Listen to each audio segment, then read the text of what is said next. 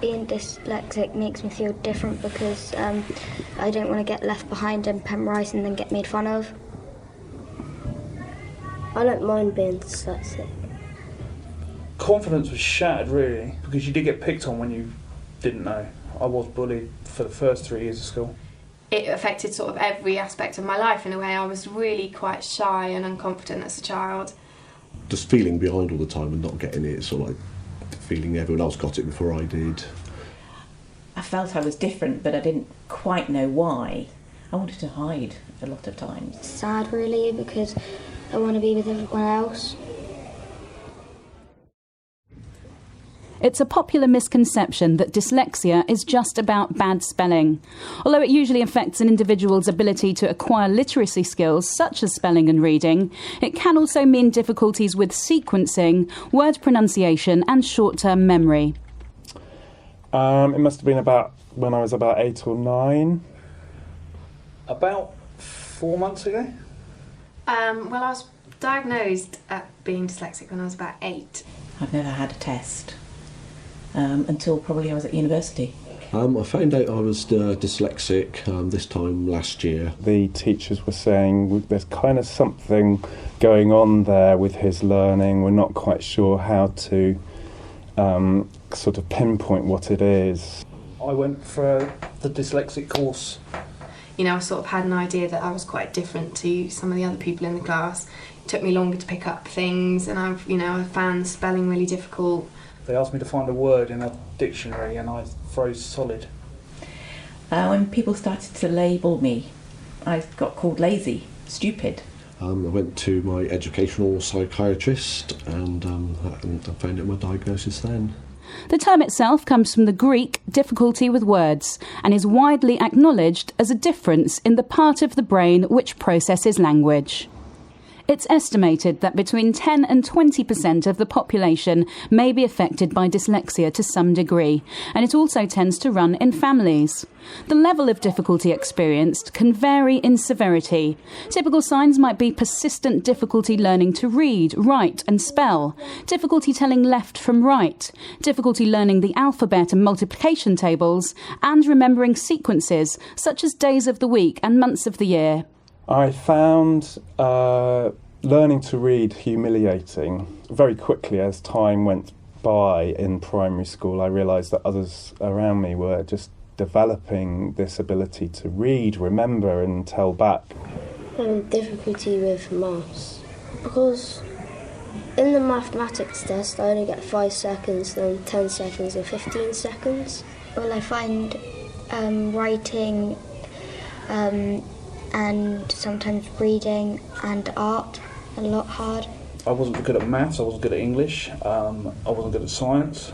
Filling in forms, anything for the bank, I get that same kind of panic feeling. Doing spelling tests, reading aloud. Short-term memory, having sort of like mental blocks and sort of like physical fears of maths and stuff like that. So someone would ask me, ask me a number or work out a sum or something, and I'd just totally go blank. These days, dyslexia is more readily picked up at school, but that wasn't always the case. There wasn't a thing called dyslexia, so you were lazy, they thought you couldn't be bothered with school, basically. I think at the time when I was at school, it wasn't so well known about dyslexia and teachers weren't so kind of well educated about it. There wasn't anything to hang on to. You couldn't say, well, I'm dyslexic. So you just knew you weren't doing very well in some subjects and you couldn't understand why. A lot of issues came from school, I've now found. I had one teacher, which I think is something that's really stayed with me. She actually made me a dunce hat out of cardboard and put a D on it and made me sit in the corner wearing this hat.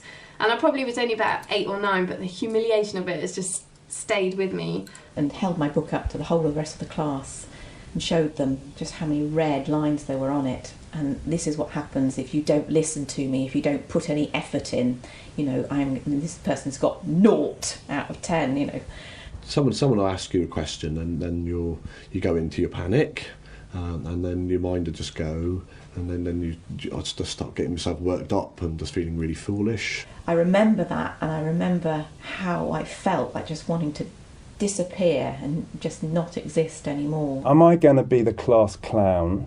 Because that actually is one way of dealing with the fact that I feel totally inadequate, not understanding what's going on. Just wanting to withdraw into myself or run away, or just acting the goat, just end up being silly. Adults in the workplace who were not recognised as dyslexic early on may be unaware that their difficulties with words or short-term memory are in fact related to dyslexia.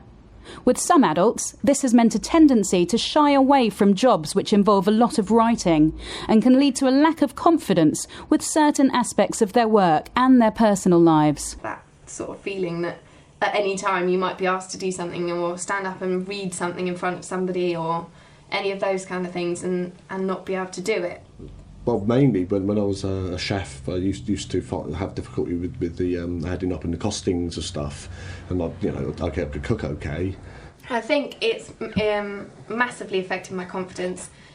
That's why I also go for jobs where I don't need to do any writing, any maths, anything. That's why I drive, really.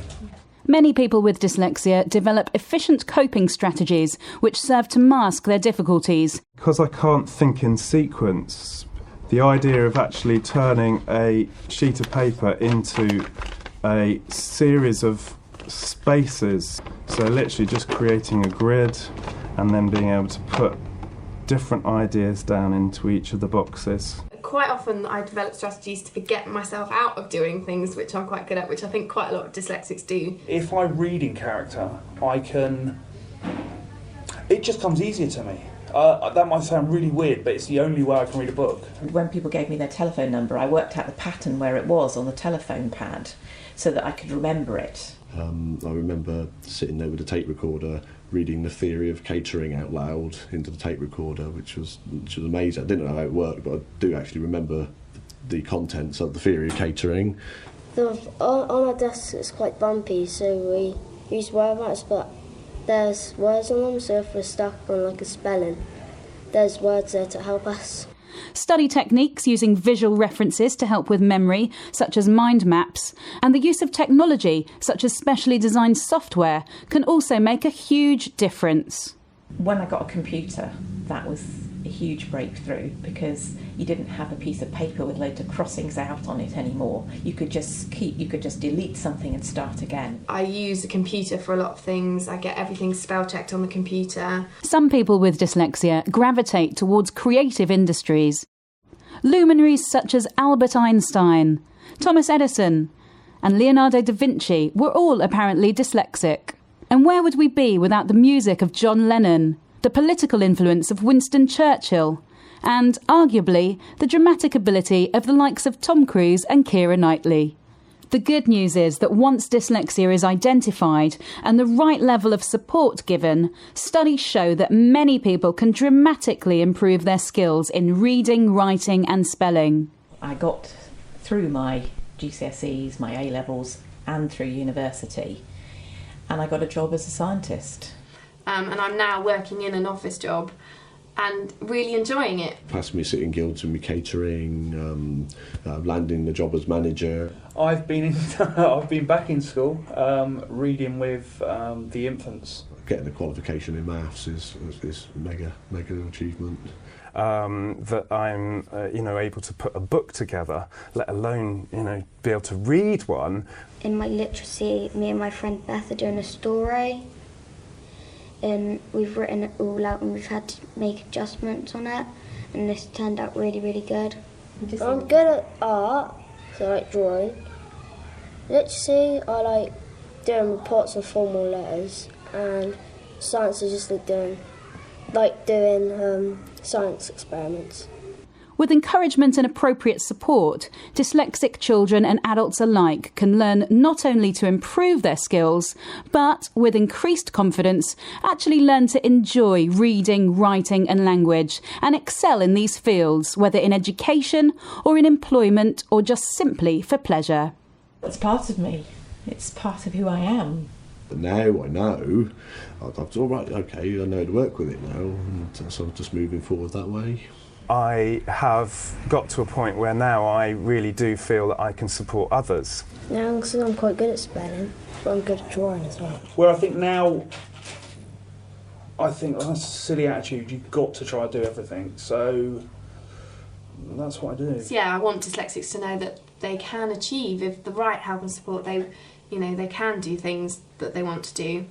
It is the need for this support and understanding which the Cornwall Dyslexia Association aims to promote, as well as raising awareness of dyslexia amongst education providers, employers and the general public. Yeah, I've made a success of it. That's the way I look at it. I got a girl, she loves me.